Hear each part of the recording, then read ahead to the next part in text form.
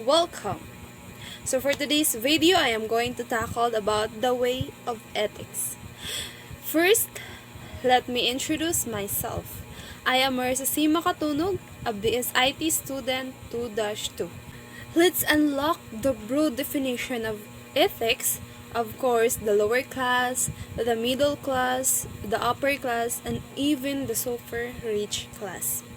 And how we are going to situate ethics in economic condition we are facing right now in our country.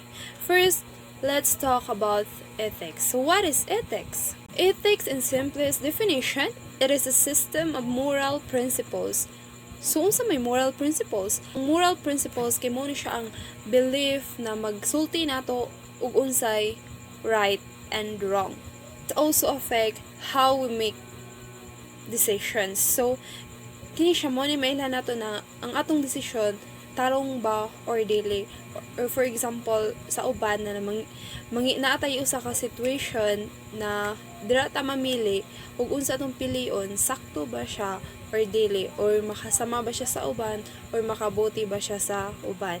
So in the past discussion that we had in module 1, we'll know that ethics also affect how we live a good life. Nakaibaw ta dito sa atong rights and responsibilities as a person or a citizens in our country. We'll know how to make a decision. And now for that, let's move on to module 2, the way of ethics. So in this module, we are going to tackle about the different economic classes in the Philippines. So what economic classes are you belong? First, let's talk about lower class. What is lower class? Different economic classes in the Philippines. So, diri na itong mahibawan ug unsa ta na belong. Sa lower class ba, sa middle, sa upper class, or even the super rich class. So, first, let's talk about what is lower class. So, lower class is a group of people below the middle class having the lowest social rank or standing due to low income, lack of skills, or education. So, diri na to makita ang mga tao gani na kulang sila sa eskwela. Low education attainment is the main reason for individuals can either struggle to find work. So, kibaw jud ta na ang education, more jud siya ang key to success or to find a good job in the future. But unfortunately, sa lower class kay wala nila na priority ilang education. So next, we're going to talk about middle class. So greater access to education, health, and other services. Most of them live in urban areas, especially in Metro Manila and nearby areas. Even here in Cebu, and dagang kitang makita na middle class na klase sa tao. Middle class workers have stable jobs. This includes sari-sari store owner, teachers, jeepney driver, conductors, call center agent, public school teachers, government workers, and many more. Unlike sa lower class and middle class kay higher educational attainment, which is why they have a better quality jobs.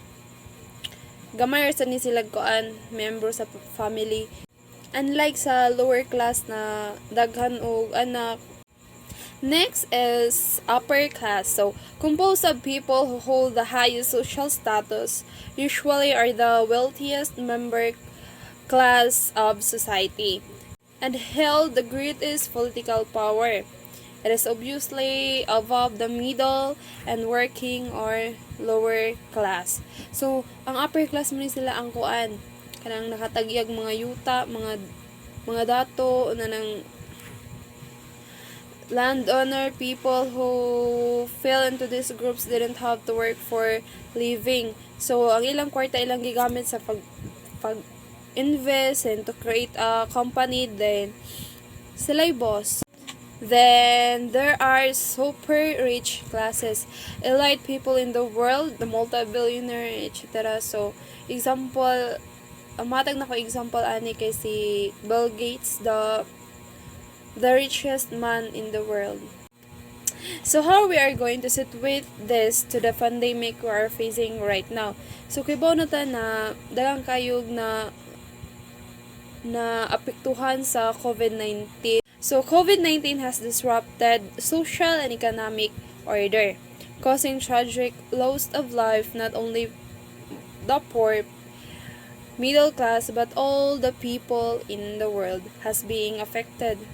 Many worker has been affected also when government imposed lockdown.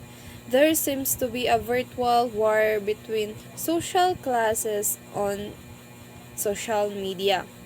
Low-income class have been receiving relief goods and cash aid. On the other hand, some in middle class hardly receive government assistance. So, sa atong na-experience sa COVID-19, kay mas gi-prioritize ang mga poor kaysa middle class. Kay kabota kasi sila manggod ang kuan, the poor people are lisod sila mangitag kwarta nang na-lockdown na gani, wala sila mapangitaan og trabaho, unlike sa middle class na naani sila mga ipon. So in the latest Family Income and Expenditure Survey by the Philippine Statistic Authority or PSA, shown that majority 58.4% of Filipinos belong to lower class, while the middle class comprises around 40% of the population. Only 1.4% fall in the high income class. So, diri pa gani sa survey sa PSA, kay bawta na mas daghan og pobre kaysa katong mga angay naa sa middle class. So mas daghan og pobre kay bawt na mas daghan syud tabangonon ang gobyerno. Kay og dili ni tabangan sa gobyerno, it cause malnutrition, hunger, more poverty. So the middle class is further classified into two: lower middle and upper middle income classes. So in between the poor and middle class is another social class called lower income class.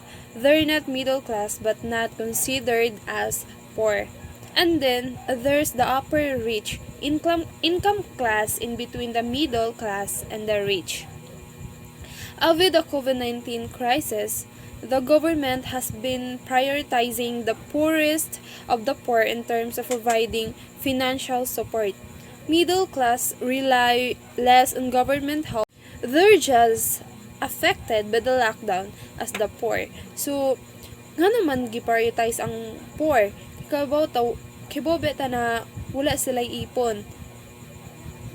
Wala ba sila stable na job, unlike sa middle class na naay mga trabaho kay bawjo ta na naa sila mga ipon. Kay og dili mo tabangan ang mga poor, musamot sila ka pobre, way kaon. Unsay may tabo, malnutrition, hunger sa mga bata, kamatay. So maunsa na ni kung i-hospital makuan jud biya dayon positive sa COVID bisag wa di ito COVID na lang jud, no? Due to pandemic, economic in the Philippines is getting low.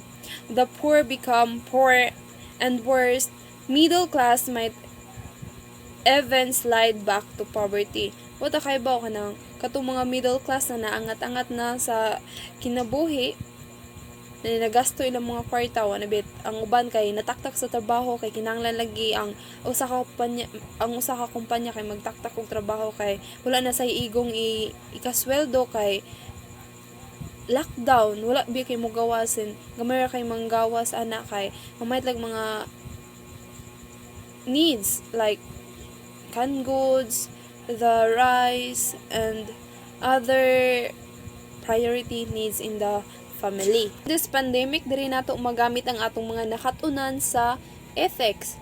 Diri nato magamit ang unsaon pag-choose sa moral dilemmas katong mga decision na angay natong buhaton as a good citizen in our country. Diri na to mahibaw-an kung responsable ba ta na pagka-tawo, na ba tay moral. So ethical thinking, our responsibilities as a netizen or a mother, father, student, or etc. has been affected also. Moral decisions, thinking is very needed this time. While everyone is affected by lockdown, first we gonna do is to pray to make COVID-19 disappear. All people deserve support, not just from government but also private netizens who are in position to help others. Think of a moral decision that is morally right nor wrong to do during this pandemic. Advocates advanced planning, communication, and public involvement in order to realize an ethical, responsible, and appropriate response.